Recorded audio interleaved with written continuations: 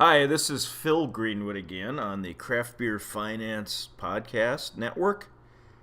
And the session we're going to talk about today, I think, is always one of the more, it's pretty simple, straightforward, but it's always one of the more useful sections in assisting in decision making, especially when you're looking at making an investment in a project or buying a company, doing different things.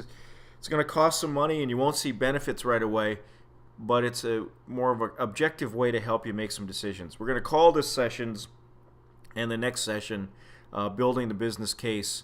And today, this session, we're going to talk about what we call the payback method, which I think is still, despite its simplicity and some real weaknesses with it, still is used quite a bit and can still provide some value.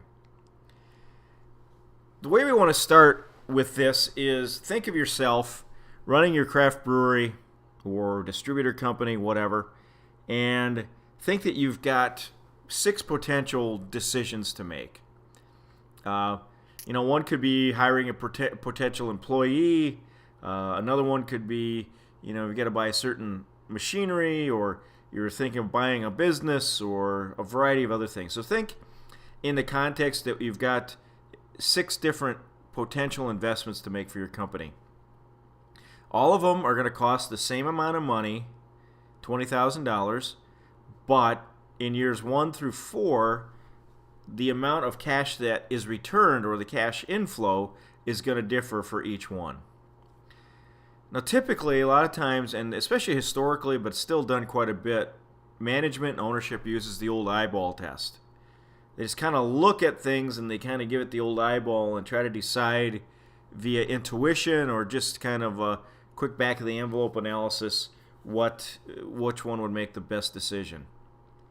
So if we look at these, a couple things we could pull out. We could look at Project A or Project C.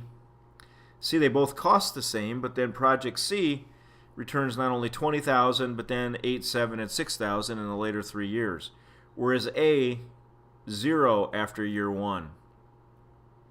Common sense would tell us, well, obviously, Project C would be the right decision, or at least the most optimal decision if we had to choose between those two. But where things would get a little more complex is, let's look at like Project B versus Project F. B and F, you spend the $20,000, but in B you receive $8,000 per year for 4 years. F, not quite as much in years 1 and 2, but you receive more in year 4. Well, that gets a little more complex, because if we look at the total payment, we receive $32,000 received in Project B in years 1 through 4. Project F, we get $15,000, $23,000, $32,000.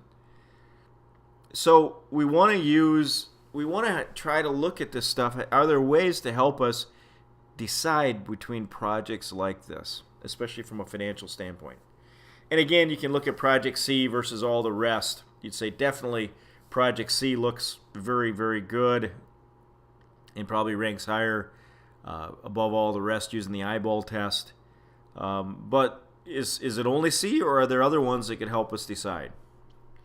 Well, what we want to get through is what, again, in business we call it commonly building a business case. In other words, crunch the numbers as a part of this building the case to help us make our decision. Really, it's a lot of cost-benefit analysis. How much are we going to spend? What kind of benefits are we going to get? And specifically, we're trying to use financial benchmarks, financial analysis in making the decision. Well, one of the most common and often used analytical tools, as I referred to earlier, is the payback method. The payback method has been around forever. It may have been called different things, but really, a lot of times you can take a back of an envelope, write down your payback analysis, and probably come up with a pretty decent decision.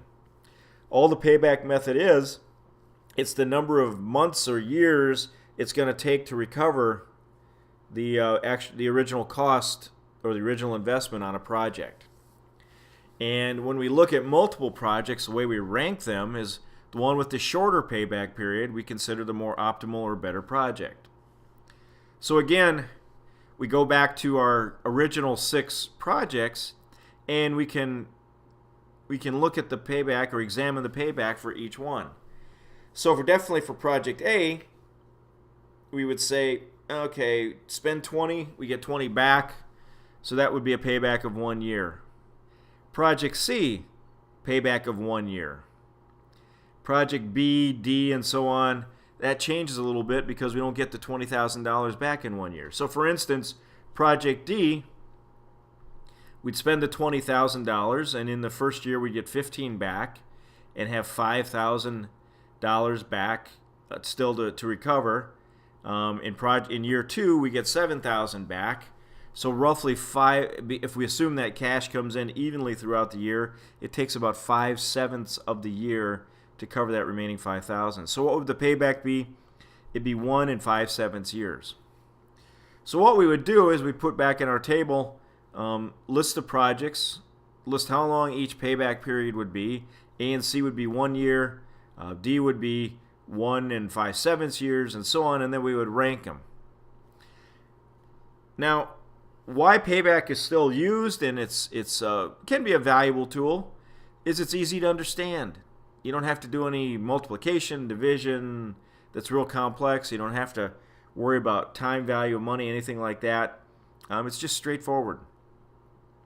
And if a company is in a real cash crunch or what we call a liquidity problem, things we've expanded on in previous sessions, the payback method is, hey, let's go with projects that'll give us cash back as quick as we can to help us recover that capital. But there are some strong difficulties with the payback method if you only use that. One, it ignores the timing of the cash flow, so that if I receive money in year 4, it's going to have the same value as year 1, not taking into account present value or anything like that. Also, payback looks at the recovery of the capital, not about what happens about income after we recover the $20,000 in those previous examples.